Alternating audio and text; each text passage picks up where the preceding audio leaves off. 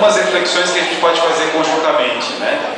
Mas a ideia desse livro, quando a editora veio conversar comigo primeiro, para fazer um livro, um outro livro para o final do ano, eles queriam um livro para o Natal, e aí eu tive a ideia de convidar o Padre Fábio para fazer um livro juntos, mas que a gente pudesse tratar um pouco das experiências que nós tínhamos na nossa vida, com muitas pessoas que nos contavam os seus medos, as suas dores, os seus sofrimentos, né?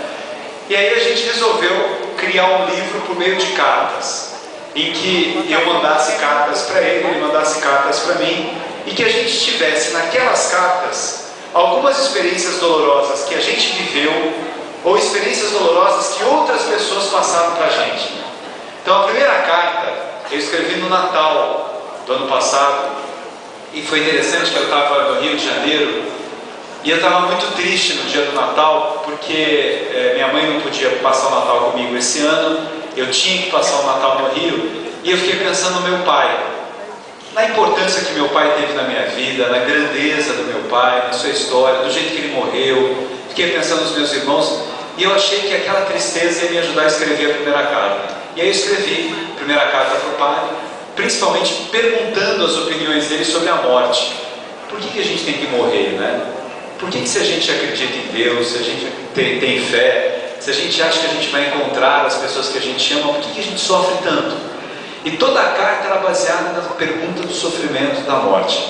E eu me lembrei de uma história de uma ouvinte aqui de Natal, que tinha mandado uma carta para o programa falando de algumas crianças que tinham morrido na família dela. E eu também perguntava isso: por que uma criança morre? Por que dói assim a separação? Aí eu mandei para o padre, aí ele ligou para mim e falou assim: nossa, não é fácil de responder isso, né? Eu falei: não responda, escreva o que você quiser, né? E a gente começou a partilhar um pouco essas experiências. A experiência da morte, a experiência da doença, a experiência da saudade, a experiência da paixão não correspondida. Por que a gente se apaixona por uma pessoa que não vai dar certo e a gente insiste nessa paixão que não vai dar certo? No medo de não ser feliz, no medo de não ser amado, no medo de não dar certo na vida. E assim as cartas foram surgindo. A gente usa alguns autores nas cartas, alguns poetas, alguns escritores, mas sem se preocupar com isso. A nossa preocupação era assim, partilhar um pouco por meio de cartas. Eu tinha muito hábito de escrever carta quando era menor, né? Não tinha e-mail na época, então a gente viajava e mandava cartas. E era tão gostoso mandar cartas e esperar a carta chegar, esperar o carteiro, cidade do interior, bater para ver se aquela carta tinha chegado ou não. Esse sentido da espera, da relação de amizade, de respeito, e muitas coisas foram acontecendo na nossa vida nesse momento. Foi interessante que pegou um momento assim, eu tinha acabado de ser eleito vereador em São Paulo, eu não ia nem ser candidato a vereador, não queria ser candidato a vereador lá, acabei saindo para ajudar um outro amigo meu, que é o Alckmin, que resolveu ser candidato. Quando ele começou a cair nas pesquisas, aí eu aceitei ser candidato, fui viajar, fiz um monte de palestra, e a minha candidatura foi de 1 mês e meio só. Geralmente as pessoas ficam um ano inteiro fazendo campanha, e 1 mês e meio eu graças a Deus, fui o vereador mais votado do Brasil, né? Mas eu via aquelas pessoas,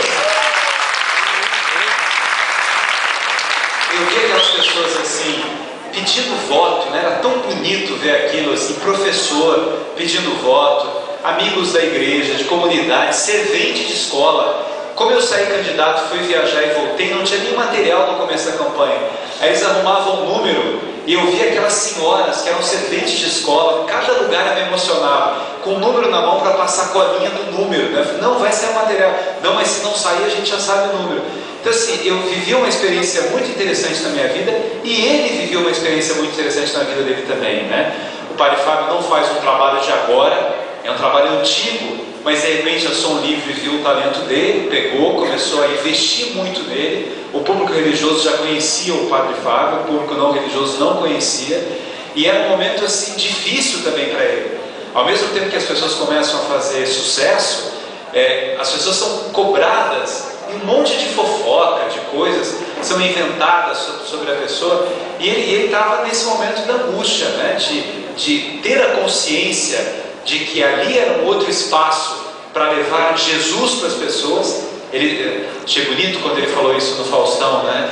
Onde eu posso levar Jesus Cristo que eu acredito, eu vou. Não tenho vergonha de nenhum programa, nenhum lugar, desde que eu possa fazer isso, né? E o Padre Fábio é um grande irmão para mim. Eu me lembro da primeira vez, ele contou isso no Quarta Viva, mas quando eu entrevistei no meu programa de televisão, ele não tinha programa ainda. Aí ele chegou e falou assim para mim: Gabriel, que eu leio muito seus livros e eu tenho um sonho assim, que você lesse uma coisa que eu escrevo. Eu tenho muita vergonha de mostrar o que eu escrevo para as pessoas, mas você aceitaria ler o que eu escrevo? Eu falei: claro. Aí ele me deu um conto dele para ler, e ele ficou meio tremendo esperando a reação, né, para ver. Eu falei: olha, isso parece Adélia Prado, é maravilhoso, você tem uma poética especial, você tem um talento de escritor, né? E aí ele começou a publicar os livros dele. Eu acho bonito a gente ver o talento dele. Um outro padre que é meu irmão, assim, que é o padre Marcelo Rossi, que também tem um outro talento numa outra área, um carisma extraordinário. E são pessoas que fazem o bem, né? Como eu tenho tantos pastores que são meus amigos, lá no Mackenzie e tal, eu acho que a reflexão da literatura, ela faz com que a gente se pergunte um pouco, né, diante dos talentos que a gente sente, que a gente recebeu de Deus, o que a gente pode fazer para que esses talentos ajudem as pessoas a serem mais felizes.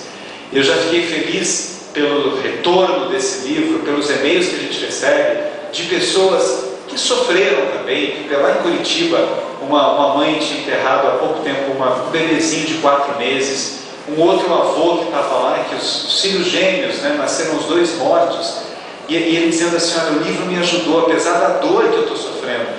E uma coisa que a gente coloca com muita tranquilidade: não é um livro para dar respostas, mas é para ter compaixão. Para a gravação. É para a gente participar nesta dor do outro, é para a gente perceber a beleza e a riqueza que tem o outro, e o que a gente pode fazer com que esta vida, eu digo isso na primeira carta, esta vida que é cheia de pedras, que é um trecho da Cora Coralina, ela tenha flores também, né?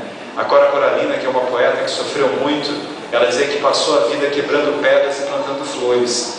Então a gente vai ter que quebrar pedra, não tem outro jeito. A gente vai quebrar pedra o tempo todo. A dificuldade dos problemas que surgem na vida da gente. Está tudo bem? Vem para cá. A gente está tudo bem. A gente está tudo, fica muito lá, né? A gente está bem, está tudo bem, e de repente o nosso calvário começa a gritar mais forte, a doer mais, né? O que a gente pode fazer diante disso? Amadurecer, olhar para a gente mesmo e perguntar: o que eu faço com a minha vida? O que eu faço com o meu sofrimento? O que eu faço com a minha dor? O que eu faço com os meus problemas? Sabendo que as outras pessoas também têm dores, também têm problemas, também têm sofrimentos, né? Eu acho que para quem ama, a vida fica muito mais bonita. O amor é a grande novidade que faz com que os nossos medos não nos paralisem. Tem uma coisa que a gente fala em quase todas as cartas: todo mundo tem algum medo. Não tem como não ter medo. Tem gente que tem medo da morte, tem gente que tem medo de ficar velho, tem gente que tem medo de injeção, tem gente que tem medo de barata, tem gente que tem medo de altura, tem gente que tem medo de escuro, de falar em público, tem gente que tem medo de gente. Já sofreu tanto, já foi tão traído por outras pessoas que tem medo de se relacionar com outras pessoas. Então o medo a gente tem, o medo faz parte da nossa trajetória. O importante é nós analisarmos para nós mesmos e perguntarmos: o que eu faço com os medos que eu tenho? Eu tenho medo de amar, por exemplo. O que eu faço com o meu medo de amar? Eu tenho medo de ser afetivo. Às vezes o pai tem medo de ser afetivo com o filho, com a filha. O namorado, o marido e a mulher, juntos há tanto tempo, e não existe uma relação em que aquela história seja reinventada por medo disso também. O que eu faço com esses medos que eu tenho? Como é que eu construo a minha vida? É isso. São medos contemporâneos que a gente tem e que quando a gente partilha fica muito mais fácil. O sabor da amizade é muito bom. Uma das partes mais bonitas que eu acho do livro é numa resposta que eu faço ao padre sobre amor e paixão. Ele diz assim: olha, para mim, paixão é fogo que se queima álcool e amor é fogo que se queima lenha. Qualquer tipo de amor é fogo demorado, que vai, mas você não pode esquecer de trocar aqueles gravetos lá para a lenha não se apagar. Isso vale para uma relação de amor, uma relação de amizade, uma relação familiar. E uma outra reflexão para deixar vocês